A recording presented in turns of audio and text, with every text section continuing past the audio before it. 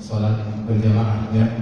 Mas ini saya nukil dari buku yang insya Allah segera terbit atau aplikasi yang sebentar lagi terbit, aplikasi bekal sholat, insya Allah launching mungkin sekitar tanggal 6 Januari. Pertama akan kita bahas tentang keutamaan sholat berjamaah. Keutamaan sholat berjamaah sangat banyak. Di antaranya sholat berjamaah pahalanya berlipat ganda, dalam sebagian riwayat 25 kali lipat, dan sebagian riwayat 27 kali lipat. Sholat berjamaah tafdhulu sholat al-fardhi bisabi wa 20 darajah. Sholat berjamaah itu pahalanya 27 kali lipat. Kalau seorang tahu tentang hal ini, ya 27 kali lipat, harusnya dia semangat ke masjid. Ya. Kalau dia sholat di rumah, cuma sholat isya dapat pahala 4 rakaat. Tapi kalau dia sholat di masjid dapat pahala 4 kali 27. Berapa ya? Berapa coba itu? 108 rakaat. Coba bayangkan. Sungguh jauh berbeda antara 4 dengan 100. Nah, ini baru satu sholat. Kalau dia sholat satu hari di masjid, dia sholat di rumah cuma dapat pahala 17 rakaat. Tapi kalau dia di masjid 5 waktu berarti 17 kali 27. Coba itu berapa? Banyak pokoknya. Banyak. Maka seorang kalau menunda hal ini rugi kalau dia sholat di rumah. Dia semangat untuk pergi ke masjid karena sholat yang dilakukan. Bukan cuma itu, ternyata setiap langkah kakinya mengangkat derajatnya dan menghilangkan dosa. Ya, sampai sebagian salah mereka melangkahkan kaki dengan langkah yang pendek-pendek. Jangan panjang-panjang langkahnya, pendek-pendek supaya semakin banyak derajat yang didapatkan dan semakin banyak dosa yang dihapuskan. Kemudian di antara utama salat berjamaah, kata Nabi SAW, "Inna salat ar-rajuli ma'a ar-rajuli azka min salati wahdahu." Salat seorang bersama dengan yang lainnya, dengan satu orang yang lain lebih baik daripada dia salat sendirian. Wa salatu ma'a ar-rajulaini azka min salati ma'a ar-rajul. Dia salat bertiga lebih baik daripada salat berdua. Wa ma kasara fa huwa ahabbu ila Allah Ta'ala. Semakin banyak jamaahnya, semakin banyak pahalanya. Oleh karena mungkin salat yang paling banyak pahalanya salat di Masjidil Haram. Kenapa? Karena jumlah jamaahnya yang paling apa? Yang paling banyak. Semakin banyak jamaah, semakin besar pahalanya. Dan barang siapa yang hebat bisa sholat selama 40 hari, ya, tidak terluputkan takbiratul ihram, maka akan dibebaskan dari kemunafikan dan dibebaskan dari neraka jahanam. Kata Nabi SAW, "Sholat lillahi arba'ina yawman fi jama'atin yudriku takbiratul ula tutibahu bara'atan." Barang siapa yang sholat 40 hari selalu mendapatkan takbiratul ihram, maka dia dibebaskan dari 2 perkara, bara'atun minan nar, terbebas dari neraka jahanam, wa bara'atun minan nifaq, terbebaskan dari kemunafikan. Tapi banyak sekali, saya tidak membaca ini banyak sekali keutamaan tentang sholat berjamaah, tapi yang pertama karena ini kita bahas adalah tentang fikih sholat berjamaah. Adapun wanita, maka yang terbaik bagi mereka adalah sholat di rumah, namun mereka tidak terlarang untuk sholat di masjid.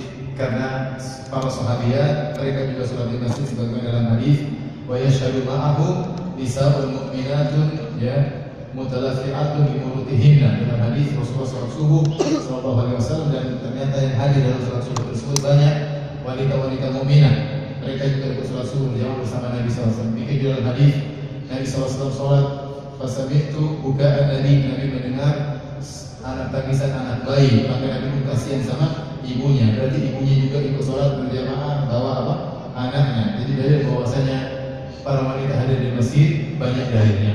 Tetapi meskipun demikian, maka yang terbaik bagi wanita adalah sholat di rumah. Kata Nabi SAW, "La tamna'u ima Allahi masajid Allah." Janganlah kalian melarang wanita-wanita yang pergi ke masjid. Wa buyutuhunna khairun lahun, tetapi rumah mereka lebih baik bagi mereka. Oleh karena sebagian ulama berpendapat wanita kalau ini dapat 27 kali lipat tidak perlu ke masjid. Dia di rumah dia sudah mendapat 27 kali lipat. Kenapa? Karena sholatnya di rumah lebih afdal daripada sholatnya di masjid. Kalau dia sholat di masjid bersama laki-laki dapat 27 kali lipat, ternyata di rumahnya lebih afdal, maka konsekuensinya kalau dia sholat di rumah dia juga mendapatkan 27 kali lipat. Ini pendapat sebagian ulama. Terus kalau wanita ke masjid, maka dia jaga diri, jangan sampai kemudian dia memakai minyak wangi, ya, jangan dia berhias, ya, karena bisa mengganggu yang lainnya. Dan asalnya wanita adalah dalam rumah, tidak keluar kecuali ada keperluan. Kata Allah, waqarna fi buyutikunna, hendaknya mereka menetap di rumah-rumah mereka, jangan keluar kecuali ada keperluan. Kalaupun keluar ke masjid, maka menjaga diri. Bahkan sebagian ulama Syafi'iyah, sebagian disebutkan oleh Ibnu Mulaki dalam Syarah Umdatul Ahkam, mereka berpendapat bahwasanya wanita yang terkenal cantik, masyhur bil jamal, wanita terkenal cantik tidak boleh ke masjid. Kenapa? Karena bisa menggoda para lelaki, bisa menggoda imamnya, bisa menggoda ustadznya. Jadi kalau cantik sudah masuk ke masjid di rumah saja. Kalau pas-pasan, oke lah ke masjid. Intinya yang terkenal dengan cantik. Kalaupun dia cantik, dia ke masjid berusaha dia pakai cadar, itu lebih baik agar tidak menggoda yang lain. Wanita cantik kalaupun lewat orang akan melihatnya, karena cantiknya tidak wajar di luar dari kewajaran. Sebagaimana kita ketahui, cantik ada dua. Pertama cantik yang disepakati, yang kedua cantik yang dikhilafkan.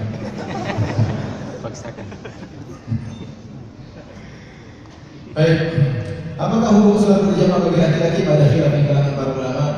Sebagian mengatakan sunnah muakkadah, sebagian mengatakan fardu kifayah, dan sebagian mengatakan wajib fardu ain. Ini khilaf di kalangan para ulama. Meskipun banyak ulama condong bahwasanya hukum salat berjamaah adalah fardu ain, wajib kecuali bagi orang yang beruzur. Antara dalil mereka banyak, namun di antaranya bahwasanya Ibnu Ummi Maktum yang buta pernah minta izin kepada Nabi SAW untuk tidak sholat berjamaah. Maka Nabi SAW berkata, hal tasma'un nida, apa kau mendengar azan dikumandangkan? Kata dia, iya ya Rasulullah. Kata Rasulullah SAW, idan fa'ajib, kalau gitu penuhi panggilan azan tersebut. Kalau seorang buta saja tetap tidak ada keringanan untuk ke masjid, apalagi orang yang sehat, apalagi orang yang sehat, ya. Saya melihat banyak pemandangan di Masjid Nabawi, orang-orang ke masjid, ada yang kakinya pincang, ada yang berjalan. Saya pernah ada seorang, dia turun dari mobil, kemudian dia berjalan dari pintu belakang Masjid Nabawi sampai ke tengah masjid. Dia jalannya lama sekali, mungkin butuh waktu setengah jam untuk bisa, karena dia kakinya cacat. Saya tungguin lama baru dia bisa sampai ke setengah jam atau lebih daripada itu untuk bisa sampai ke tengah masjid. Tapi tidak mematahkan semangatnya untuk pergi ke masjid. Si Abdul Razak pernah cerita, dia sholat tarawih, kemudian dia melihat ada seorang lelaki orang Indonesia, kakinya putus satu, tapi dia sholat berjamaah selama 3 jam dan dia tidak bergeming, ya. Oleh karenanya kekuatan yang paling besar adalah kekuatan hati, bukan kekuatan jasad. Betapa banyak orang jasadnya sehat tapi bangun subuh tidak mampu.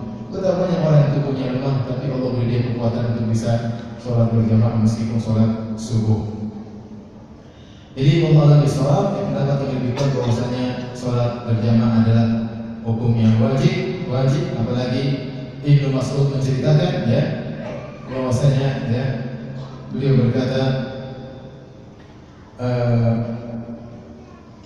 sungguh bahwasanya di zaman beliau, ya, kata beliau, laqad ra'aytuna wa ma yatakhallafu 'an salati illa munafiqun qad ulima nifaquhu aw marid. Sungguh di zaman kami, Mas'ud berkata, di zaman para sahabat, tidak seorang pun yang ketinggalan sholat berjamaah kecuali orang munafik yang diketahui kemunafikannya atau orang yang sakit. In kana al-maridu la yamshi baina rajulaini hatta ya'ti as-salat. Sungguh seorang yang sakit dipopong oleh 2 orang sampai diletakkan di shaf untuk salat. Inna Rasulullah SAW allamana sunan al-huda, dan Rasulullah SAW telah mengajarkan kepada kita sunnah-sunnah yang merupakan petunjuk. Wa inna min sunan al-huda as-salat fil masjid alladhi yu'adzanu fihi. Jadi antara petunjuk Nabi SAW adalah salat di masjid di mana dikumandangkan azan dari masjid tersebut.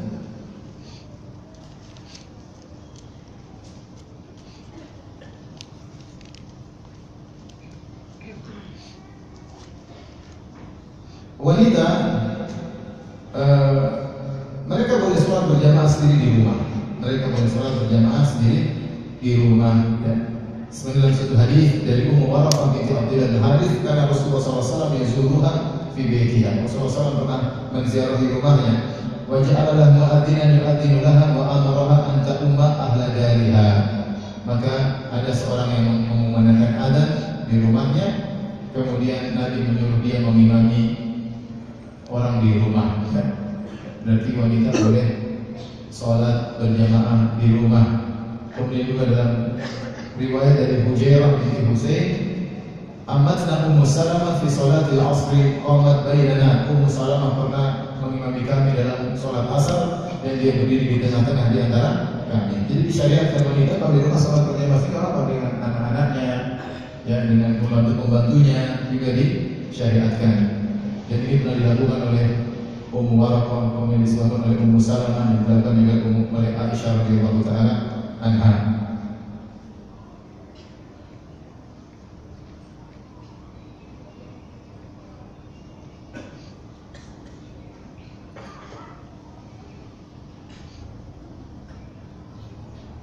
Baik. Banyak permasalahan yang saya pilihkan yang penting ya. Sekarang berkaitan dengan imam. Imam. Siapakah yang paling berhak menjadi imam? Ada khilaf di kalangan para ulama tentang siapa yang paling berhak menjadi imam. Pendapat yang pertama adalah mazhab Hanafiyah dan pendapat As-Sawri dan Imam Ahmad bahwa yang paling berhak menjadi imam adalah yang terbaik bacaannya.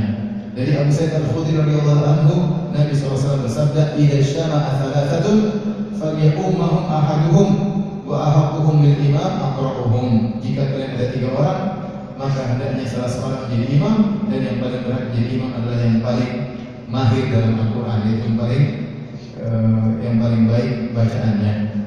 Demikian juga kata Nabi SAW, "Ya ummul qauma aqra'uhum li kitabillah." Yang menjadi imam adalah orang yang paling mahir dalam Al-Quran, yaitu yang paling baik bacaannya. Ini perintah Nabi SAW. Jadi masalah imam ini bukan masalah gengsi-gengsian, bukan masalah gak enak-enakan, enggak. Tapi ini perintah. Artinya kalau ada 5 orang, kemudian dia tahu dia yang paling pandai baca Quran daripada yang lainnya, tidak saatnya dia tawadhu, enggak boleh. Karena kalau dia tawadhu, dia menyelisih perintah siapa? Nabi SAW. Kecuali memang imam sudah ditunjuk, banyak cerita. Tunjuk Imam Mawati, dia sudah jangan ganggu-ganggu. Tapi kalau ternyata lagi bareng-bareng, lagi 3 orang, lagi 5 orang, dan dia tahu dia yang paling mahir dalam Al-Quran, maka tidak boleh dia tahu kamu saja. Enggak, kalau dia yang paling mahir baca Al-Quran, dia yang jadi apa? Yang jadi imam. Karena itu perintah Nabi SAW. Kata Nabi SAW, ya tadi, "Faliya ummahum," hendaknya menjadi imam, aqra'uhum, yang paling pandai baca Al-Quran. Dalam hadis yang lain, "Ya ummul qauma aqra'uhum bi kitabillah." Yang menjadi imam dan paling mahir dalam Al-Quran. Fa in kanu fil qira'ati sawa, kalau ternyata qira'ah mereka, bacaan mereka sama. Fa a'lamuhum bis sunnah, maka yang paling paham tentang sunnah. Masalah fikih berarti kedua. Ya, ada 2 orang, satunya ustaz ahli fikih, tapi dia baca Al-Qur'annya kurang, yang satunya dia mahir dalam Al-Quran meskipun fikihnya kurang, tapi dia ngerti tentang fikih imam. Kalau imam begini bagaimana, dia ngertilah modal dasar dari imam. Maka yang utama jadi imam adalah apa ya? Mahir baca Al-Quran. Karena hal ini berkaitan dengan kekhusyuan para makmum, ya, kenyamanan para makmum. Kemudian dia bisa mungkin baca 30 juz, ya. Maka Nabi berkata, yang jadi imam adalah yang paling paham tentang apa? Al-Quran. Yang selain kanu fil qira'ah sawa, ya. Kalau mereka ternyata ya sama dalam qiraahnya, ya, maka adalah yang paling mengerti tentang sunnah. Kalau ternyata mereka dalam masalah sunnah Nabi sama, fa'aqdamuhum hijrah, maka yang pertama kali berhijrah. Fa in kanu fil hijrati sawa'an, kalau ternyata mereka sama-sama berhijrah, fa'aqdamuhum silman, yang pertama kali masuk Islam. Wala yu'manu rajulun fi sultanihi, tidak boleh seorang mengimami orang lain di bawah kekuasaan orang tersebut. Ya, jadi kalau seorang sudah jadi imam itu jangan kita nyerobot, nggak boleh. Ya. Dia sudah imam rawatib, sudah ditunjuk, nggak boleh kita nyerobot. Wala yaqud fi baiti ala takrimati illa bi idzni, tidak boleh seorang duduk di tempat khusus spesial penghuni rumah kecuali atas izin tuan rumah. Bolehkah anak kecil jadi imam? Ada khilaf di kalangan para ulama. Ada yang mengatakan hanya boleh kalau sholat sunnah, ada yang mengatakan boleh kalau sholat wajib. Intinya pendapat yang benar bahwasanya kalau imam anak kecil, yang penting dia mumayyiz. Mumayyiz itu dia bisa membedakan, ya, mana ini bisa diomongin, bisa dibilangin. Kalau ternyata dia jadi imam maka sah, dia jadi imam maka sah. Berdasarkan hadis Amr bin Salamah radhiyallahu taala anhu, ya, Rasulullah SAW pernah berkata kepada Amr bin Salamah dengan rombongannya, kata Rasulullah SAW, "Idza hadaratis shalat falyu'adzin ahadukum." Kalau kalian dalam perjalanan kemudian tiba waktu salat, maka hendaknya salah seorang dari kalian mengadzankan. Wal ya'ummakum aktsarukum Qur'anan, dan hendaknya yang menjadi imam yang paling banyak hafalannya. Yang paling banyak hafalannya. Ini menguatkan bahwasanya masalah imam yang paling pas adalah yang paling mahir dalam Al-Quran. Kata Nabi di sini, yang paling menjadi imam hendaknya yang paling banyak hafal Quran. Fanadharu, maka mereka pun lihat-lihat, mereka cek siapa yang paling banyak hafalannya. Falam yakun ahadun aktsara Qur'anan minni, ternyata yang paling banyak hafalannya adalah aku, kata Amr bin Salamah. Padahal dia umurnya masih 6 atau 7 tahun. Lima kuntu atarakum minal rukban, karena aku sering ketemu dengan orang-orang yang datang dari jauh, yang punya hafalan, aku hafal dari mereka. Faqad damuni baina aydihim, akhirnya aku dijadikan imam. Wa ana ibnu sittin aw sab'i sinin. Waktu itu umurku 6 atau 7 tahun. Yang kemudian setelah dia sholat, ternyata sarungnya pendek. Kalau dia rukuk maka kelihatan sebagian pantatnya. Sampai jamaah wanita ibu mengatakan, itu tolong bilang imam kalian tutup auratnya. Jadi karena dia masih kecil, dia kalau rukuk pantatnya apa? Kelihatan. Akhirnya dia diberikan sarung, dia bilang saya paling bahagia dapat sarung tersebut. Karena sahabat dulu miskin-miskin, supaya mereka imam ternyata kalau rukuk pantatnya apa? Kelihatan. Jadi anak kecil imam hukumnya sah, selama dia mumayyiz, bisa membedakan, bisa dikasih tahu. Baik. Permasalahan, jika imam lupa bacaan surat, apakah mengganti bacaan surat atau langsung rukuk? Imam misalnya lupa baca di tengah apa namanya? Dia lupa ayat kelima, lupa, mau lanjut tidak bisa. Yang di belakang bahrul semua nggak ada apa, dari apa yang dia lakukan? Maka yang pertama, kalau yang dia lupa adalah Al-Fatihah, ya suratnya nggak akan dia lupa, tidak boleh. Tapi kalau yang dia lupa adalah surat, ayat, maka ada beberapa hal yang bisa dia lakukan. Yang pertama, dia boleh langsung rukuk, nggak ada masalah. Ya macet di tengah jalan langsung rukuk, masalah juga nggak masalah. Atau dia boleh ganti dengan baca ayat, beberapa ayat terserah dia. Dia ganti surat boleh, dia ganti ayat beberapa ayat, berrukuk juga boleh. Jadi mudah. Karena dia ulang, nggak ada yang betulkan, dia sudah. Dia boleh langsung rukuk, atau dia boleh ganti dengan surat yang lain, atau dia baca 1 ayat, 2 ayat, 3 ayat terserah, kemudian dia rukuk. Ini masalah pertama. Ini semua adalah masalah khilaf. Cuma saya sampaikan kesimpulannya. Nanti kalau baca lengkapnya di aplikasi Bekal Sholat. Insya Allah bulan Januari akan launching gratis misalnya. Jika imam batal, apakah makmum batal? Imamnya pas rakaat keempat sudah tasyahud atau batal nggak imam? Jawabannya tidak. Kata Nabi SAW, yusalluna lakum, para imam sholat untuk kalian. Fa in asabu falakum, kalau mereka benar maka untuk kalian kebenaran mereka. Wa in akhtau, kalau mereka salah, falakum alaihi, maka kalian tidak jadi masalah, salah kembali kepada mereka. Maka tidak benar orang yang menyangka kalau imam batal dia di belakang semua batal. Ini batal oleh Ibnu Munzir.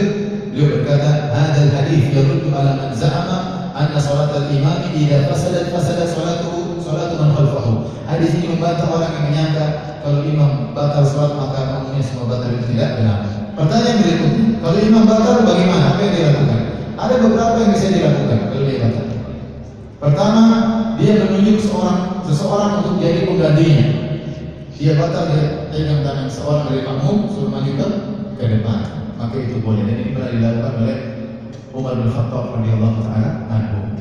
Waktu Umar sholat, kemudian sholat subuh lantas ditikam, Umar dalam kondisi sakit, maka dia pun menarik tangan Abdurrahman bin Auf untuk menjadi imam.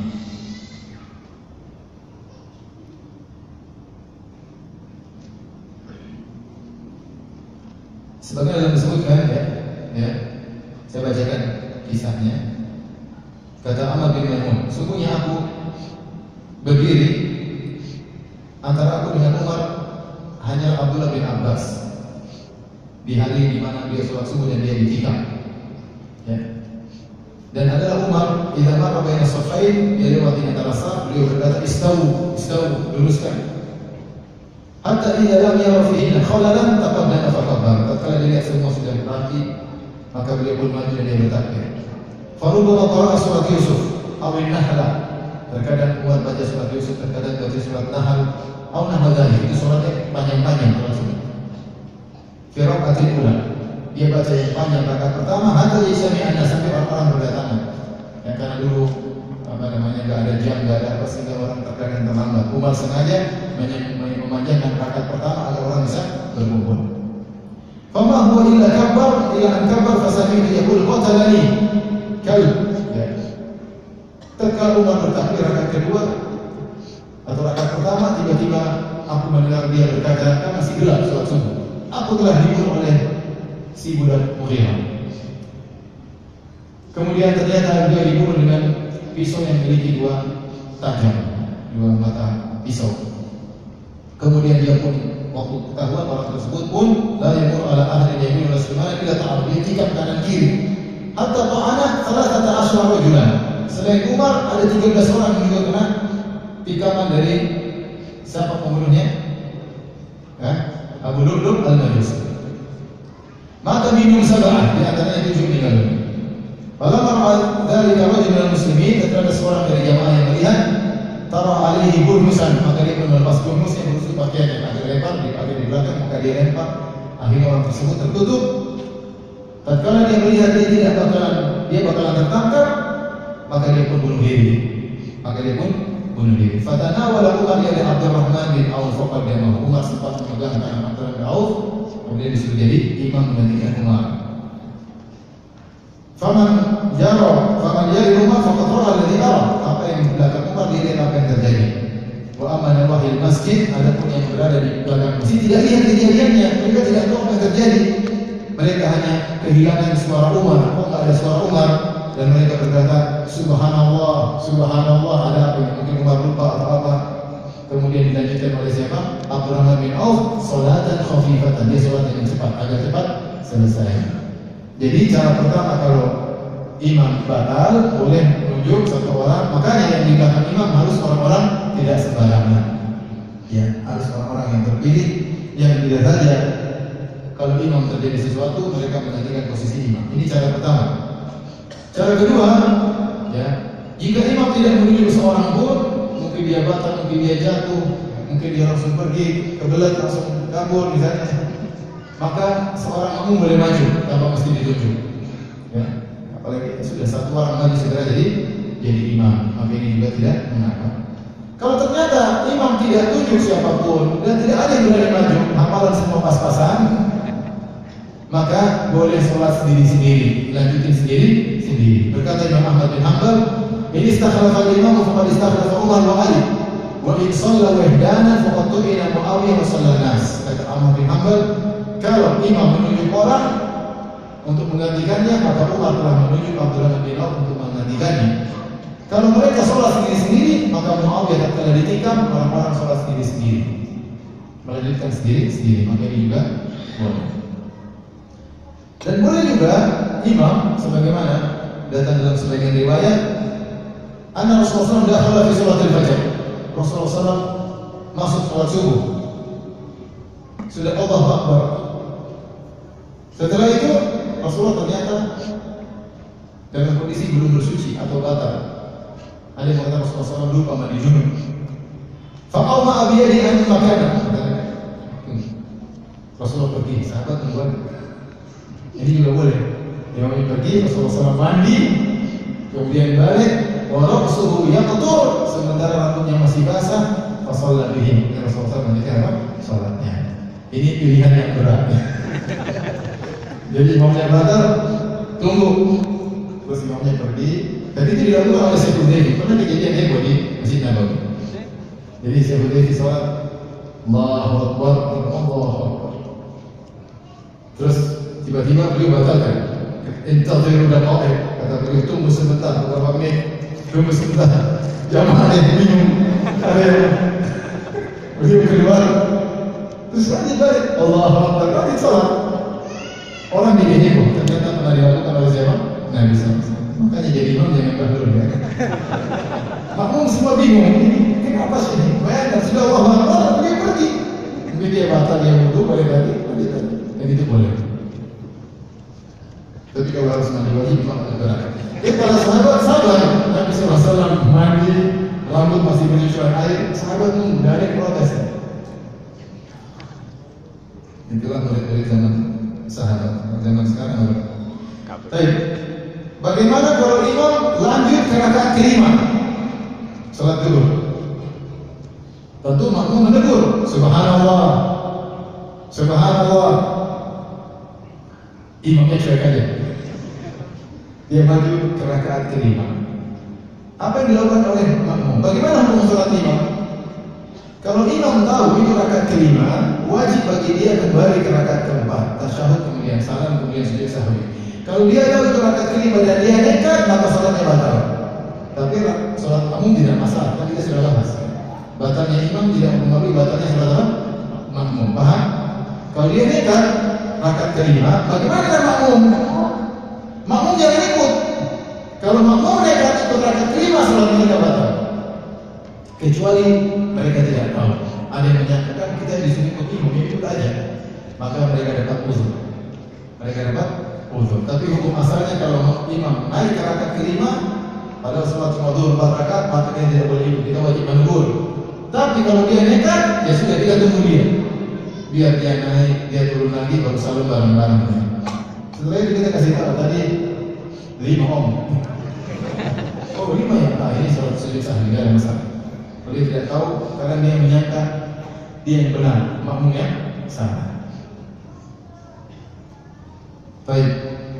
Berikutnya, ini penting juga. Bagaimana hukum makmum memisahkan diri dari imam?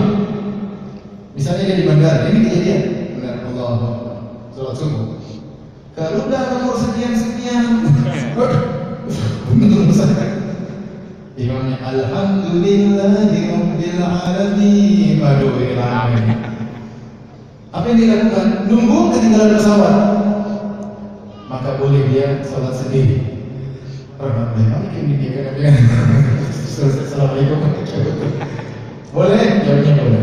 Jawabnya boleh. Dalam kondisi darurat boleh makmum memisahkan diri kemudian sholat sendiri. Contoh takut ketinggalan pesawat. Contoh dia rasakan sebentar lagi dia bakalan muntah. Kalau dia tahan lama dia akan bakalan muntah, maka dia boleh bercepat apa? Sholat. Intinya dalam kondisi darurat dia boleh segera menyelesaikan sholat. Dalilnya apa?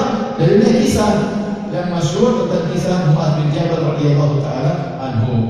Waktu Mu'adz bin Jabal radhiyallahu anhu sholat bersama Nabi, kemudian Nabi Mu'adz pulang ke kampungnya sholat Isya, tapi sholatnya kepanjangan. Beliau sholat Isya dengan baca surat Al-Baqarah. Maka ada sebagian makmum, sebagian sahabat yang sholat sendiri.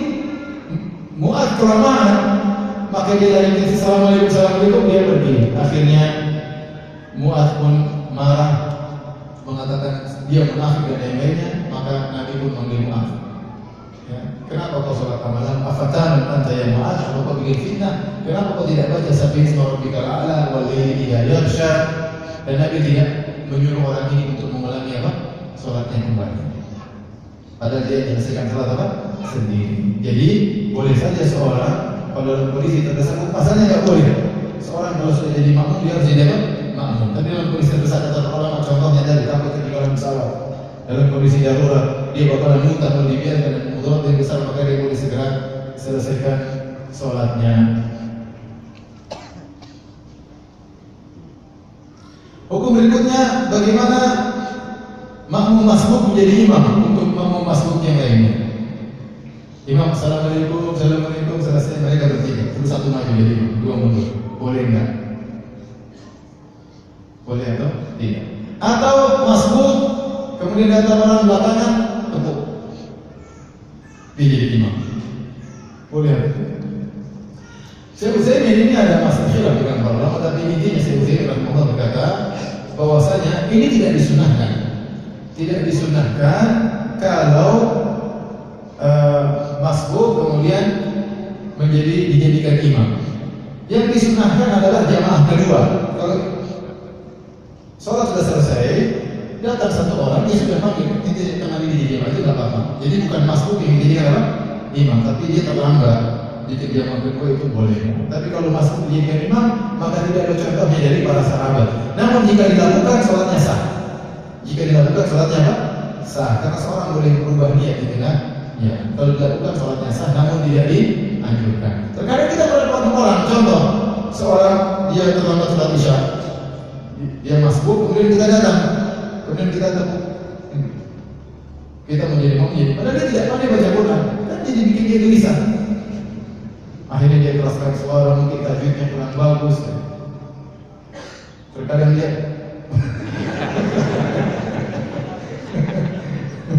saya mau jadi imam, seumur hidup tidak menjadi imam, kau paksa saya jadi imam. Jadi menurut saya tidak dianjurkan demikian. Tapi kalau terjadi, sholatnya apa? Sah. Kalau mau, apa namanya? Karena tidak semua orang jadi imam, paham? Tidak semua orang pantas jadi imam. Dan kalau kita jadi masbuk, kita dirikan, berarti kan kita maksa jadi imam. Karena itu di zaman sahabat apa? Zaman kita orang ada yang tidak punya hafalan, ada yang hafalan kacau, kita paksa jadi imam, repot. Jadi tidak dianjurkan. Tapi saya ulangi, kalau terjadi sholatnya apa? Sah. Yang keenam, apakah makmum harus mengikuti imam dalam permasalahan yang dikhilafkan? Imam punya pendapat, makmum punya pendapat. Apakah makmum harus ikut imam?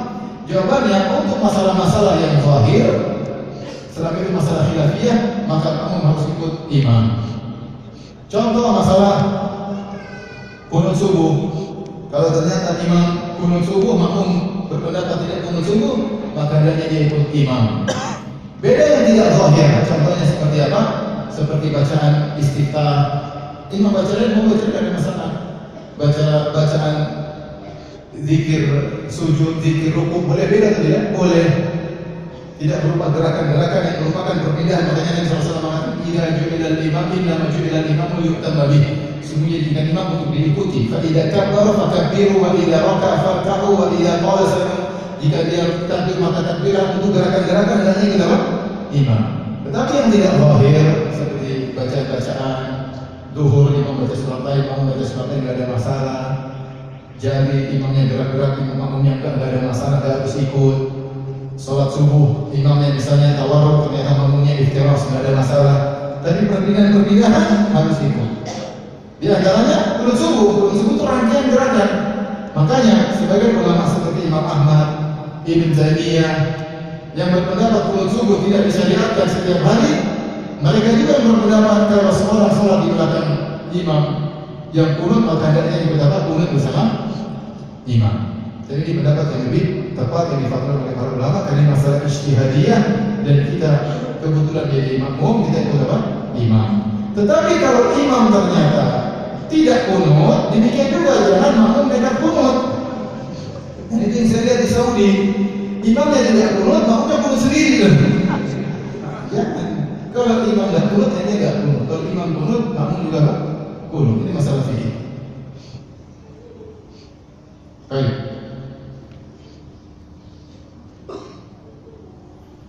Sekarang masalah saf.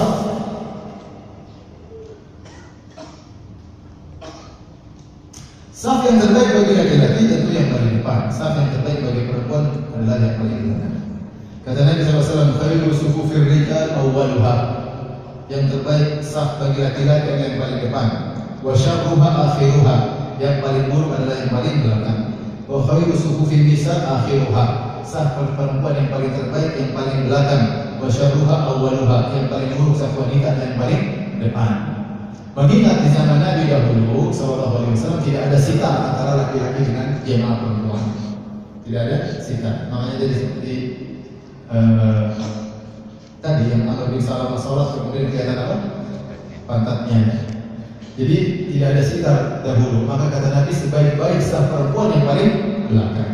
Nah, bagaimana kalau sudah ada sitar? Apakah masih berlaku hukum ini? Karena jelas Nabi mengatakan saf terbaik bagi perempuan yang paling belakang, yang terburuk paling depan karena paling dekat dengan lelaki. Dan Nabi ingin wanita jauh-jauh dari apa? Lelaki. Tapi kalau sudah ada sitar sempurna, saya rasa tidak mengapa wanita di depan karena fitnah yang kita dikhawatirkan sudah tidak ada karena sudah tertutup. Dan seorang berusaha untuk mendapatkan saf yang pertama. Kata Nabi SAW, "Lau ya'lamu an-nasu ma fi an-nida' was-saff al-awwal, thumma lam yajidu illa an yastahimu 'alaihi lastahamu." Kalau semua manusia tahu, orang-orang tahu tentang keutamaan adzan dan keutamaan saf pertama, kemudian mereka tidak bisa mendapatkannya kecuali dengan diundi, maka mereka akan melakukan undian. Ini menunjukkan dalil tentang keutamaan saf pertama. Kemudian seorang berusaha untuk sebelah kanan, karena diriwayatkan dari Al-Bara bin Azib, "Kunna idza shallaina khalfa Rasulillah sallallahu alaihi wasallam ahbabna an nakuna an yaminihi." Kami dahulu para sahabat kalau sholat di belakang Nabi, kami suka di sebelah kanan Nabi sallallahu alaihi wasallam. Demikian datang perkataan sahabat, kami dulu waktu jadi makmum kami suka sebelah kanannya imam. Adapun hadis, "Inna Allah malaikatahu yusholluna 'ala mayamini sufuf," sungguhnya Allah dan malaikat bersolawat kepada saf yang sebelah kanan, maka hadisnya dhaif. Hadisnya apa? Dhaif. Ya. Yang benar, seorang berusaha dekat dengan imam dan saf berusaha untuk apa? Seimbang. Maka kalau ada imam maupun di belakang dua, yang kanan lebih bagus. Ya. Kemudian sebelah kanan, kemudian sebelah kiri. Jangan kanan semua kirinya kosong, enggak. Karena memang kita lebih utama senang sebelah kanan imam, tetapi dekat dengan imam lebih apa? Utama. Paham? Ya. Jadi bukan mengatur saf kanan dulu full baru kemudian kiri. Enggak. Jadi begini kanan kiri lagi kanan kiri biar sama seimbang. Kemudian Nabi menyuruh makmum untuk merapatkan saf. Kata Nabi SAW, "Russus sufufakum wa qaribu bainaha wa hadu bil a'naq." Walladzi nafsi bi yadihi inni la ara syaitan yadkhulu min khalal as-saff ka'annaha al-hadfu. Kata Nabi, rapatkan saf. Ya. Ratakan leher, rapatkan dan diratakan. Namanya merapat kesempurnaan saf itu rapat dan rata, rapat dan lurus. Ya. Maka istawu artinya lurus, tarasu artinya rapatkan. Sampai kata Nabi SAW, "Sungguh aku melihat syaitan masuk di antara halal, di antara celah-celah kaki, ya. Antara kaki satu dengan yang lainnya, syaitan masuk seperti anak kambing." Kata Nabi SAW, berarti berusaha untuk apa? Rapat. Berusaha untuk rapat antara satu dengan tetangganya. Ya. Jangan kita bercanda, kita bilang kalau kita rapat nanti kan setan masuk dari tanah juga bisa. Itu namanya ngejek hadis Nabi Sallallahu Alaihi Wasallam. Nabi bilang di antara kajian masuk, dia bilang kalau kita rapat sini sama masuk tanah. Aduh repot kalau ini. Kayak dia yang setan aja. Dan disunahkan rapat. Kata Anas, "Wa kana ahaduna yulziku mankibahu bi mankibi sahibihi." Dan salah seorang dari kami pun menempelkan pundaknya dengan pundak saudaranya, wa qadamahu bi qadamihi, dan menempelkan kakinya dengan kaki saudaranya. Maka sunahnya ditempelkan. Meskipun penempel ini tidak selalu sampai akhir sholat, tetapi berusaha pertama tatkala awal hendaknya apa? Ditempelkan. Karena dengan ditempelkan kita tahu lurusnya saf atau tidak. Dan ukuran lurus adalah di mata kaki. Mata kaki ketemu dengan mata kaki. Sehingga kita rapatkan nanti di tengah sholat tidak nempel tidak ada masalah. Tetapi pertama hendaknya dia ditempelkan untuk kita memastikan kerapian saf dan kerataan saf. Ya, makanya Anas berkata, "Kalau dhahabta taf'alu hadzal yawm la nafa'u ahadukum ka'annahu baghlun shamus." Kalau salah satu dari kalian menerapkan sekarang menempelkan kaki, maka engkau akan melihat orang di sampingnya akan lari seperti begal yang liar. Orang tidak suka, tapi itu sunnah Nabi Sallallahu Alaihi Wasallam. Nu'man bin Bashir berkata, "Ra'aitu rajulan minna yulziku ka'bahu bi ka'bi sahibihi." Kata Nu'man bin Bashir, ya, tadi Anas bin Malik, sekarang Nu'man bin Bashir, sahabat yang lain. Maka aku melihat seorang dari kami menempelkan mata kakinya dengan mata kaki saudaranya dalam salat. Jadi berusaha untuk menempelkan kaki. Dan ini pendapat Imam Al-Bukhari.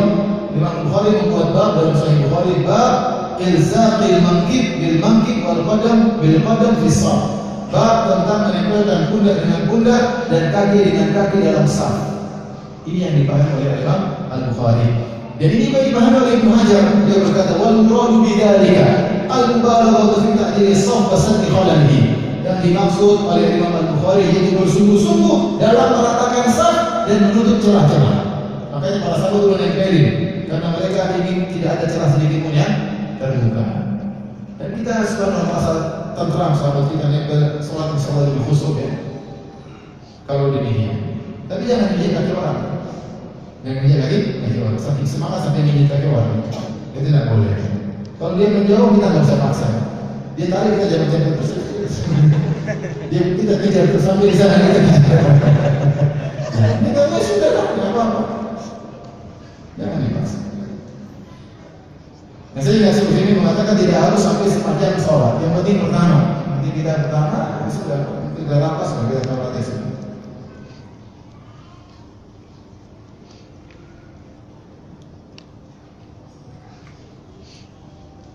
Baik. Sekarang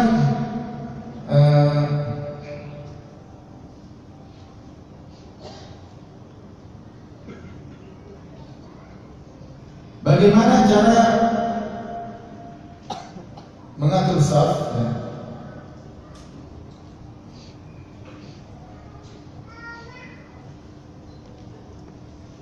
Yang pertama, tadi saf harus sejajar dan rapat. Kemudian saf tidak boleh berjauhan. Namanya jamaah itu kan berkumpul. Ustaz, kalau berjauhan antara saf pertama saf kedua 5 meter, apakah sah sholat? Jawabnya sah selama masih dalam masjid. Tetapi itu menyelisihi yang terbaik. Yang terbaik adalah mana? Kayak gini apa ini? Azan. Terus gimana? Azan.